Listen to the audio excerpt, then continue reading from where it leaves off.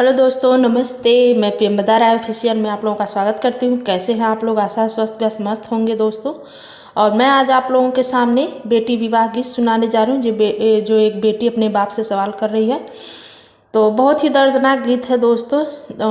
दुनिया की यही सच्चाई है। मतलब आप लोग सुनिएगा गाने के माध्यम से। अच्छा लगे तो लाइक शेयर करिएगा और चैनल पर नए हो तो सब्सक्राइब कर लीजिएगा।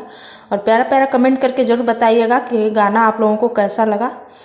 और एक बहन जी ने फरमाइश किया था, उनके फरमाइश पे मैंने गाना लोड किया है, तो आप सुनिएगा ज़रूर और बताइएगा कैसा लगा।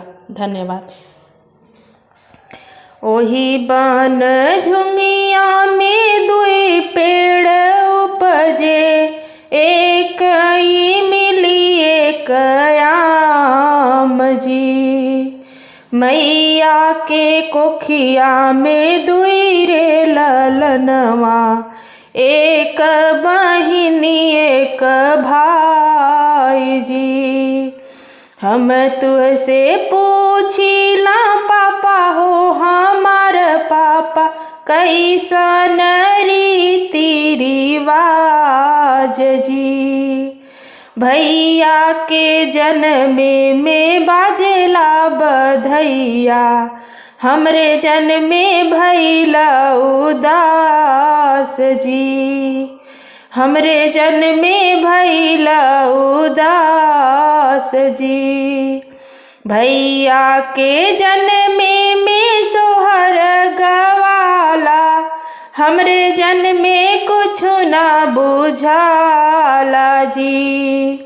इतनी बचनी जब सुने ले बेटी का पापा, सुन बेटी अर्ज हमार जी। सुन बेटी अर्ज हमार जी।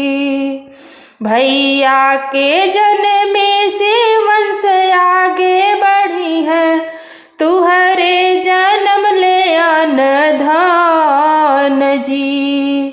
भैया तो हमरे कुल क दियनवा, तुही बेटी हमर अभिमान जी। तुही बेटी हमर अभिमान जी। यह सोची सोची बेटी फटेला कर जवा, कैसे करबै तुहरो कन्यादान जी।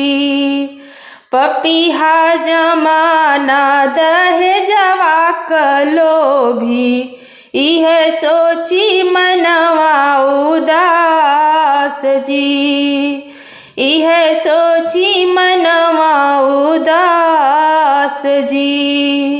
इतनी बचनी जब सुनेली बेटी कयामा, अखिया से बहे लागल लोर जी।